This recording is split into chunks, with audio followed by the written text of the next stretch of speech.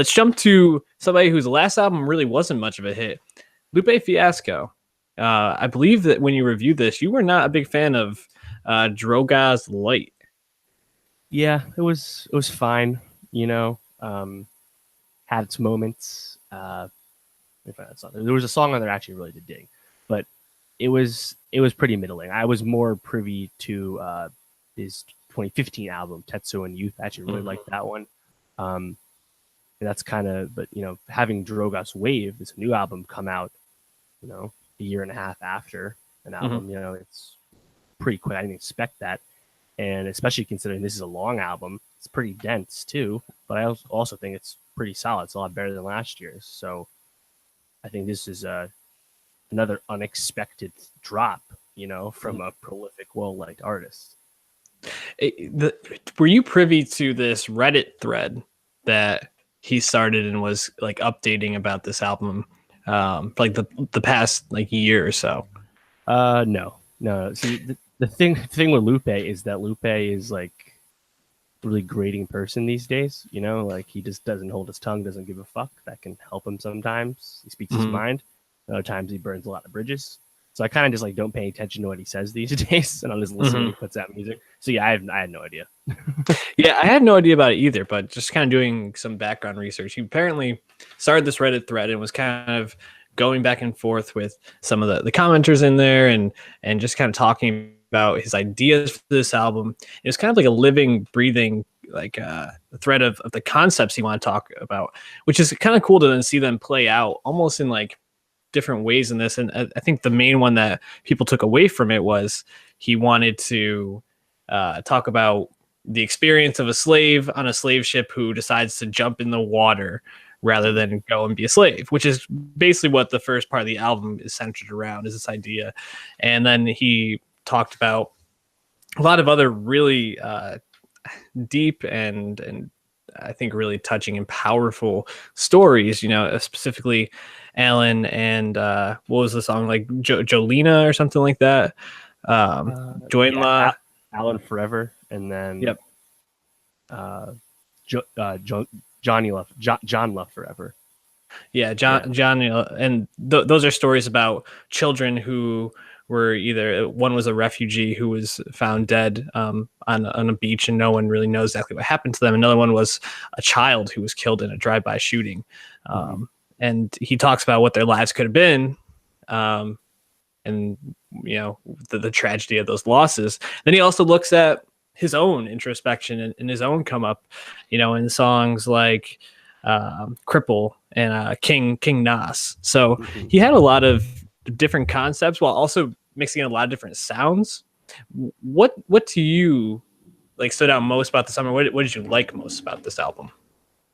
Yeah, that song I liked from last year, by the way, was called Jump. I was a big fan of that. Jump. It's kind of like a retro Lupe flow, just sounded like the Lupe of old. I really like that one. I believe it was on our playlist last year.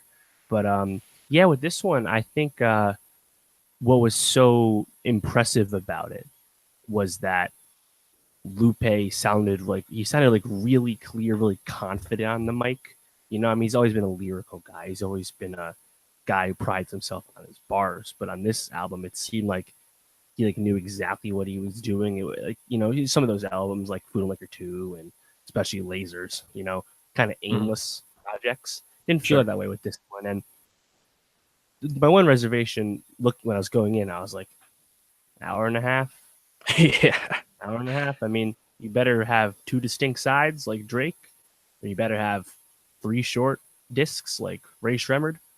This better not be no Culture 2 shit. I just don't want both. Right. And at times I felt that. Like, I know there's like a part 1, part 2 on this album, and I guess lyrically there is that divide, but I think because it sounds, for me, it kind of flowed. I didn't really notice the discs changes so much unless you're really, really listening for the lyrics and the storytelling. I feel like I noticed if I listened again. But yeah, I think it sounded really good overall.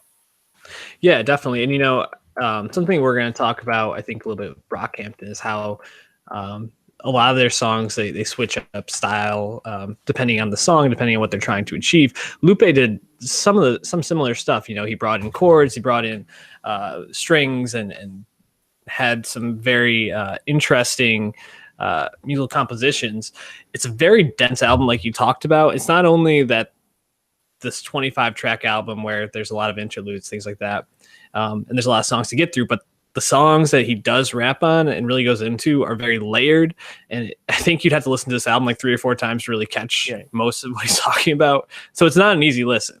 Yeah, and a lot of those songs, a lot of like the good songs, like you're vibing to, then you look down and like, fuck, this is a 6-minute song. You know? Like, exactly. A lot of that.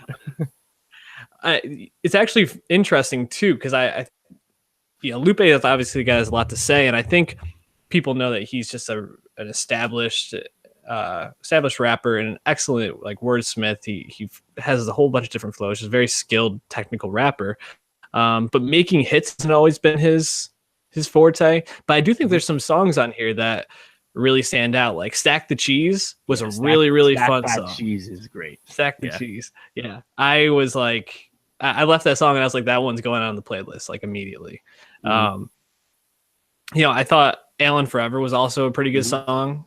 I like "Cripple" and "Wave Files," which is the song that's probably the most controversial one because it's about that slave like jumping in the water. But just the sound of it and even making it sound like an ocean sound was, I thought, really impressive and all really enjoyable.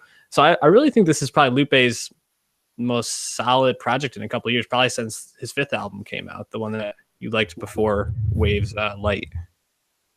Tetsuo and Youth had one of his best songs ever called Mural on there, and you kind of followed it up at the end of this album with Mural Jr. So I thought that was a cool little touch, a little nod. One observation, I'm surprised I didn't think of this before, but Nicki Jean is to Lupe Fiasco what Skylar Grey is to Eminem. She's just always there, always singing on a Lupe song. Yep. And I'm like, don't know if you need to do this all the time, but it's not up to me. Everybody, artists seem to have like their people a lot of the times. Like, and she was on Stack That Cheese, so I can't hate too much. If you want to stay up to date with all the songs that we like, as I mentioned, Nowstalgia Best of 2018 on Spotify. Definitely check that out. I think we have over 100 songs at this point, and we'll be updating with songs that we talk about today.